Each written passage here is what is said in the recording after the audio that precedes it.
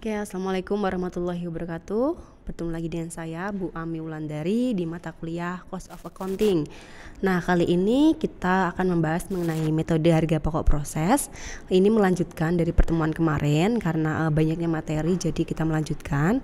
Oke, langsung saja kita ke pokok bahasan, di mana kita kali ini akan membahas terusan dari pertemuan kemarin, yaitu mengenai pengaruh produk hilang dalam proses terhadap perhitungan harga pokok produk per persatuan.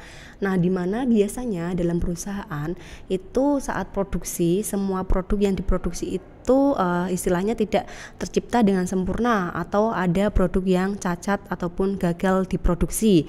Nah, biasanya gagal produksi tersebut itu ada di awal produksi atau di akhir produksi. Nah, nanti yang akan kita bahas yaitu mengenai produk yang gagal atau produk yang hilang di awal proses atau produk yang hilang di akhir proses. Itu nanti kita akan bahas satu persatu. Oke, yang pertama itu tentang hilang di awal proses. Apa sih produk yang hilang di awal proses? Nah, biasanya produk yang hilang di awal proses itu produk yang saat diproduksi di awal atau di departemen 1 itu mengalami kegagalan atau cacat. Nah, misalnya saja kita akan memproduksi sebuah baju kayak gitu. Nah, biasanya di departemen awal itu kan ada bahan baku kain. Nah, kain itu awalnya kan dipotong-potong terlebih dahulu. Nah, saat pemotongan itu biasanya terjadi kegagalan, yaitu istilahnya gagal dipotong. Misal ya, kita memotongnya itu 100 meter tapi terjadi kegagalan, yaitu hanya terpotong 80 meter kayak gitu. Jadi itu produknya bisa hilang di awal proses karena terjadi kegagalan istilahnya perhitungan atau pemotongan di awal proses tadi. Nah, biasanya produk yang hilang di awal proses itu dia tidak ikut dalam perhitungan unit ekuivalen, atau nanti kan saat perhitungan biaya itu mesti ada perhitungan unit ekuivalennya. Nah, biasanya produk yang hilang di awal proses itu nanti tidak masuk dalam hitungan unit ekuivalen. Perlu digarisbawahi bahwa produk yang hilang atau gagal atau cacat di awal proses itu tidak masuk di dalam perhitungan unit ekuivalen. Nanti kita akan langsung ke contohnya saja biar kalian paham. Oke, ini biasanya produk hilang di awal proses itu dapat mempengaruhi apa saja. Biasanya itu dapat mempengaruhi harga pokok produksi per unit. Jadi misal kita akan memproduksi 100 baju, karena adanya kegagalan atau ada cacat produk, itu kita hanya bisa memproduksi 90 baju kayak gitu. Biasanya pengaruhnya ke produksi per unitnya. Nah, kemudian otomatis karena harusnya 100 baju, kemudian yang istilahnya diproduksi cuma 90, maka harganya pun akan juga ikut naik karena menyesuaikan dengan biaya yang kita keluarkan untuk bahan baku di awal kayak gitu. Kemudian ini langsung Ibu kasih contoh mengenai produk yang hilang di awal proses. Misalnya saja itu ada PT Rama kayak gitu, dia tuh memproduksi suatu barang dengan menggunakan metode harga pokok proses ya tentunya. Nah, di PT Rama itu ada dua departemen. Ini sudah ada keterangannya, silahkan dilihat. Udah ada keterangan, udah ada data produksinya berapa. Di departemen 1 itu ada barang masuk berapa, barang selesai berapa, sudah ada keterangannya. Di departemen 2 juga sudah ada keterangannya, ada persentasenya juga. Persentasenya yang sudah selesai diproduksi berapa, yang masih dalam proses berapa. Ini udah ada keterangannya. Kemudian ini ada biaya produksi. Nah, setelah tadi ada keterangan bahan baku, kemudian sudah ada keterangan produk yang hilang di awal. Ini yang hilang di awal 5.000 unit ya, misalkan saja. Ini kemudian ada keterangan biaya produksi. Nah, biaya produksinya yang dikeluarkan dari departemen 1 dan 2 itu berapa sih kayak gitu. Ini udah ada keterangannya, yaitu untuk biaya bahan berapa, biaya tenaga kerja berapa, BOP-nya berapa, udah ada keterangannya semua. Kemudian kita diminta untuk menghitung biaya produksi. Nah, nanti setelah kita menghitung biaya produksi itu, kita diminta untuk membuat laporannya, laporan biayanya produksi itu berapa untuk menentukan harga pokok produk. Nah, itu kemudian otomatis apa yang kita lakukan di awal, yaitu kita otomatis menghitung unit ekuivalen. Nah, seperti yang Ibu jelaskan tadi, kalau produk yang hilang di awal proses itu tidak mempengaruhi atau tidak ikut dalam perhitungan unit ekuivalen.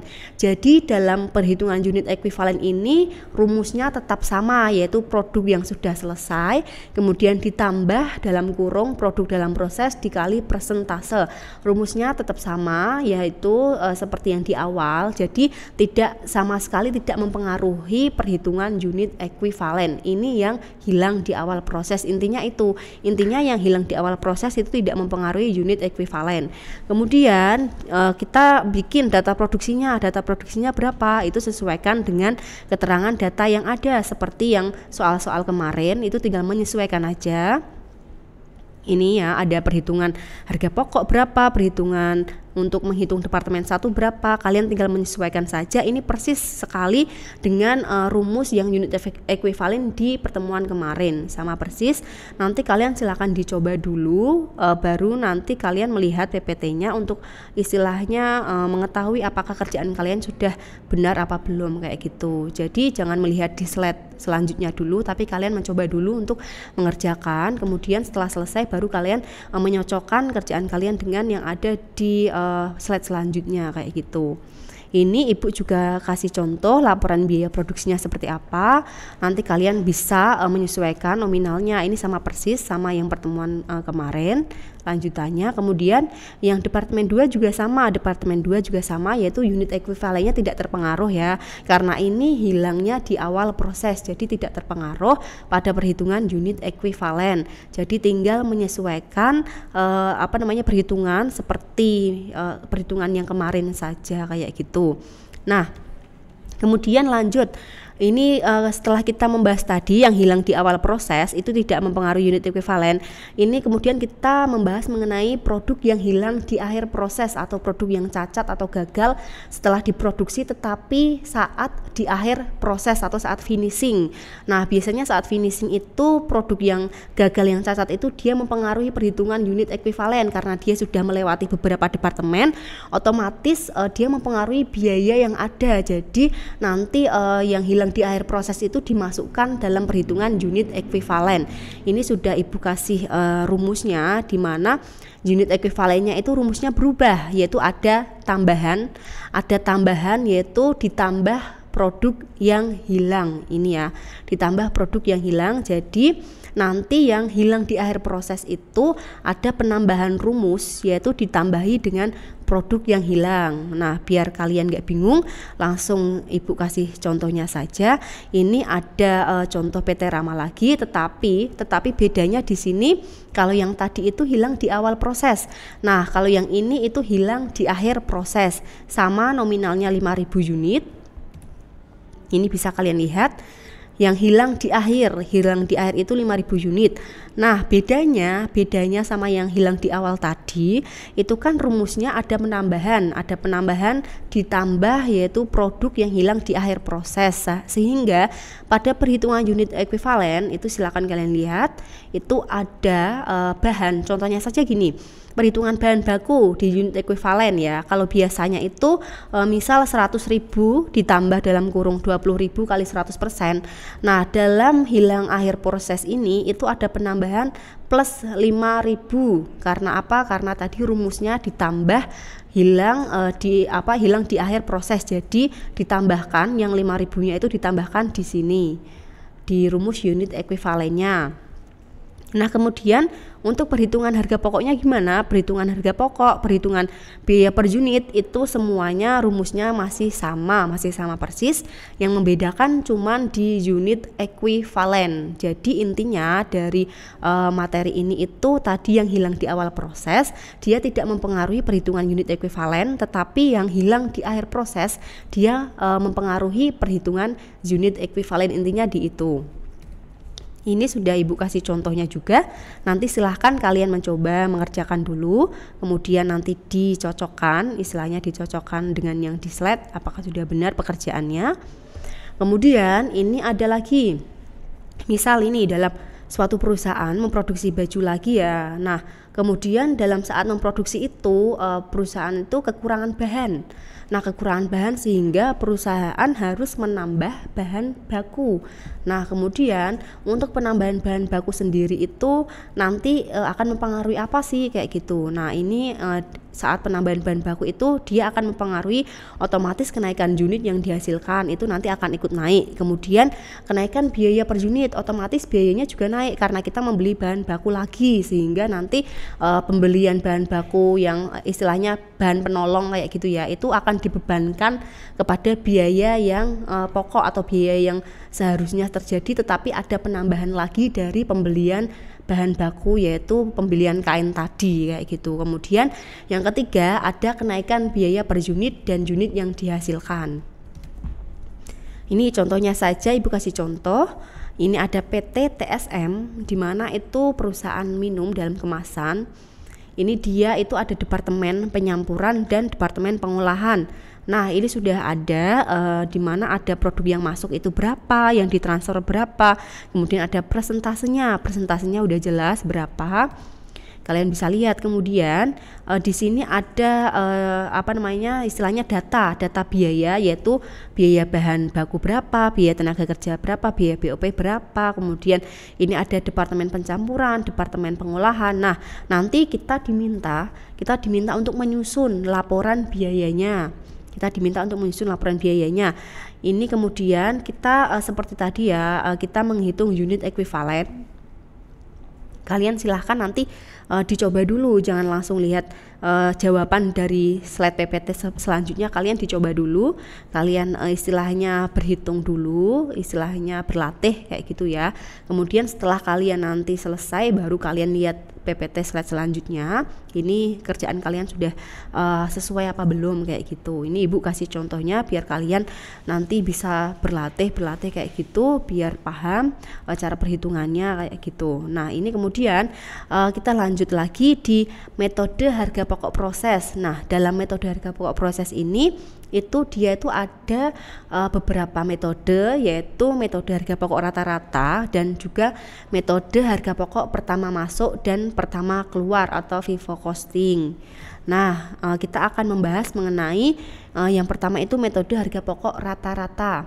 Apa sih metode harga pokok rata-rata itu? Nah, metode harga pokok rata-rata itu biasanya kita hitung itu berdasarkan total biaya dibagi jumlah unit ekuivalen. Biar gak bingung, langsung Ibu kasih rumusnya. Ini silakan dilihat, itu ada perhitungan unit ekuivalennya. Nah, unit ekuivalennya di sini itu sama dengan rumusnya unit selesai ditambah persentase produk dalam proses akhir. Nah, perhitungan harga pokok per unit sendiri itu yaitu HP per unit itu sama dengan biaya yang melekat di PDP awal atau produk dalam proses awal ditambah biaya pada periode sekarang dibagi unit ekuivalen. Nah, intinya kalian itu harus paham banget itu mengenai rumus unit ekuivalennya, karena dalam perhitungan cost of accounting sendiri dalam metode harga pokok proses itu unit ekuivalen itu selalu ada dalam perhitungannya. Ini Ibu kasih contoh pada data yaitu produksi PT Risa itu pada bulan Februari. Ini sudah ada contohnya, ada departemen 1, departemen 2 itu sudah ada persentasenya berapa, bisa kalian lihat sendiri. Itu sudah ada BBB-nya berapa, terus BTK, BOP berapa, sudah jelas persentasenya. Kemudian di mana dengan menggunakan metode rata-rata tertimbang ini kita akan mencoba menghitung unit ekuivalen. Nah, unit ekuivalennya rumusnya masih sama persis. Jadi ini rumusnya masih sama, kalian masukkan produk selesai berapa, kemudian persentase dikali produk dalam proses. Nah, ini masih sama. Kemudian kita menghitung, setelah kita menghitung unit ekuivalen tadi, kita menghitung biaya produksi per unit. Nah, biaya produksi per unit seperti rumus yang tadi ini ya, rumus HP per unit itu jadi ini yang melekat pada PDP atau produk dalam proses. kalian tambahkan, dikeluarkan periode sekarang, kalian tambahkan. Jadi misalnya saja BBB atau biaya bahan baku itu 1.800.000 ditambah 20.200.000. Nah nanti ketemunya itu kan 22 juta. Nah 22 juta itu nanti kalian bagi dengan unit ekuivalennya. Kalian bagi dengan unit ekuivalen, yaitu ketemunya jadi 500. Jadi biaya produksi per unit itu 500. Nah untuk menghitung BTK sendiri sama BOP itu sama persis rumusnya, tinggal kalian masukkan aja ini sama persis. Kemudian ketemulah biaya produksi per unit. Nah ini totalnya. Kemudian setelah itu kalian bikin laporan biaya produksi Departemen 1. Nah ini ada data produksi, ada biaya yang dibebankan. Ini kalian tinggal memasukkan saja datanya, sama seperti yang tadi di awal ya. Ini kalian tinggal menyesuaikan saja. Ini sama persis, tinggal menyesuaikan nominalnya. Kemudian setelah tadi Departemen 1 kita beralih ke Departemen 2. Nah di Departemen 2 ini sama persis perhitungannya seperti Departemen 1. Jadi yang membedakan itu hanya nominal dan persentasenya. Nominal dan persentasenya itu berubah ya, otomatis karena istilahnya produk yang masuk dari Departemen 1 ke Departemen 2 itu otomatis akan berubah. Kemudian kalian tinggal menyesuaikan, tinggal dihitung. Nah setelah itu kalian juga ini setelah menghitung unit ekuivalen, kalian menghitung biaya produksi per unit. Silahkan dilihat, itu sama, rumusnya sama persis kayak yang tadi. Tinggal kalian masukkan saja, kemudian ketemulah biaya produksi per unit ya. Jadi itu total biaya tadi dibagi dengan unit ekuivalen. Nah itu ketemulah biaya produksi per unit. Kemudian kalian lanjut untuk laporan biaya produksi Departemen 2. Nah, laporan biaya produksi Departemen 2 itu sama seperti Departemen 1, yang berbeda hanya nominalnya. Nah itu ini, kemudian ini silahkan ibu kasih contoh lagi, nanti kalian silahkan kerjakan buat latihan. Jadi ibu kasih contoh ini, nanti kalian jangan lihat slide setelahnya dulu, kalian coba kerjakan dulu baru kalian lihat slide setelahnya, biar kalian mencocokkan sudah benar apa belum pekerjaannya. Ini buat latihan aja. Setelah itu kita lanjut ke metode harga pokok FIFO. Nah, di mana di metode harga pokok FIFO atau first in first out ini di sini berbeda dengan yang tadi ya, metode harga pokok rata-rata. Kalau metode pokok harga rata-rata tadi dia tidak mempengaruhi unit ekuivalen, tetapi yang FIFO ini dia mempengaruhi. Jadi rumus unit ekuivalennya itu berubah. Nah, ini ada rumus unit ekuivalennya, produksi ekuivalen, ini ada rumusnya. Bisa kalian lihat. Jadi ada penambahan yaitu produksi dalam proses awal dikali tingkat penyelesaian yang dibutuhkan, kemudian ditambah produksi current, terus kemudian ditambah produksi dalam proses akhir kali tingkat penyelesaian yang sudah dinikmati atau persentasenya. Nah nanti kalian bisa langsung menerapkan. Ini sudah ibu berikan ringkasan dari rumusnya tadi. Kalian nanti tinggal mencoba aja. Ini ibu kasih contoh lagi mengenai data produksi PT Risa. Itu ada biaya bahan baku, ada BTK, BOP, itu udah ada persentasenya sama yang tadi yang metode harga pokok rata-rata. Cuman yang ini kita menggunakan metode harga pokok FIFO. Jadi beda di metodenya kayak gitu. Jadi kayak nominal, terus kayak Departemen 1, Departemen 2 itu sama kayak tadi. Cuman bedanya itu rumusnya saja. Nah setelah itu kita beralih ke perhitungan unit ekuivalen. Nah ini rumusnya otomatis berbeda, jadi kalian bisa lihat ini otomatis beda sekali ya kan. Ini beda sekali dari yang perhitungan unit ekuivalen seperti biasanya. Ini ada penambahan rumusnya, dimana ini persentase dikali 4.000. Ini ya bisa kalian ambil dari sini, produk dalam proses awal itu 4.000. Kalian tinggal menyesuaikan aja nominalnya, disesuaikan nominalnya. Ini ada persentasenya per kilonya berapa kayak gitu. Kalian sesuaikan dengan rumus yang sudah ibu kasih tadi. Kemudian setelah ketemu unit ekuivalen, nah nanti kalian bisa menghitung perhitungan biaya produksi per unit. Nah nanti biaya produksi per unit yaitu total biaya dibagi unit ekuivalen. Nanti bisa ketemu biaya per unit. Ini ya ketemunya, dan ini totalnya. Kemudian setelah itu kalian bisa membuat laporan biaya produksi. Nah, laporan biaya produksinya ini menyesuaikan saja nominalnya seperti yang sudah ada di awal, ada data produksi, ada biaya yang dibebankan, itu ada. Kemudian ini ada perhitungan biaya juga, tinggal kalian masukkan nominalnya. Nah, ini kemudian ini yang kita menghitung departemen 2 menggunakan metode FIFO.